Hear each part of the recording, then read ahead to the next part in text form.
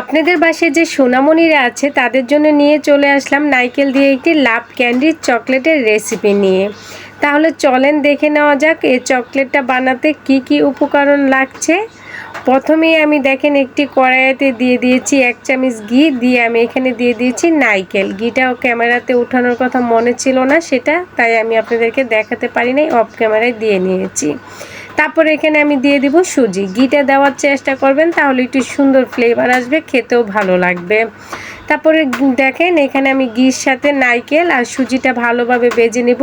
সুজির পরিমাণটা কিন্তু অবশ্যই কম দিতে হবে, নারকেলের পরিমাণটা একটু বেশি দিতে হবে। তারপরে এরকম হালকা বাদামি কালারটা যখন হবে তখন আমি এখানে দিয়ে দেব পরিমাণ মতো চিনি। চিনিটা আপনারা যেরকম মিষ্টি খাবেন ওই অনুযায়ী দিয়ে নেবেন।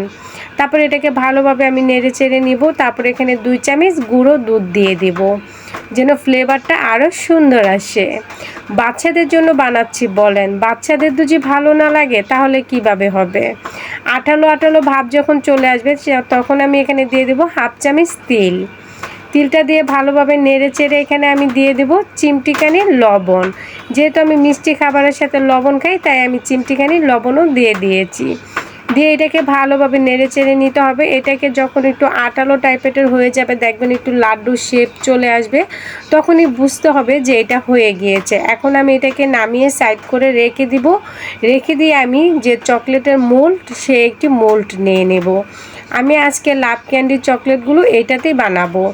এভাবে নারকেলটা দিয়ে এভাবে সুন্দর করে যেতে যেতে ভরে দিতে হবে, তাহলেই কিন্তু এটা দেখবেন 10 মিনিট লাগবে জমট বাঁধতে।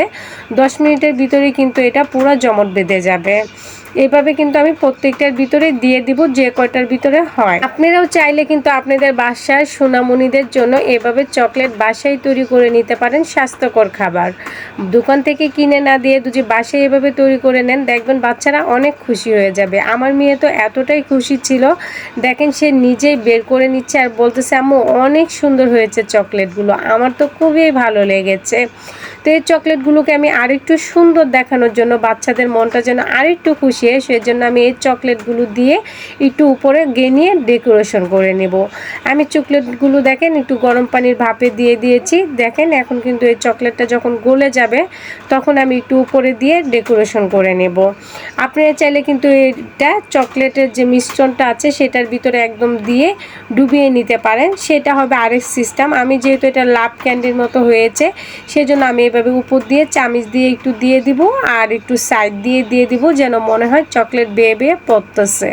এরকম করে আমি একটু ডেকোরেশন করে নেব, যেরকমটা আর কি পারি। আমি আবার এত সুন্দর ডেকোরেশন পারি না, তারপরে যতটুকু আর কি পারি। দেখতেই পাচ্ছেন আমি কিভাবে দিয়ে দিয়েছি।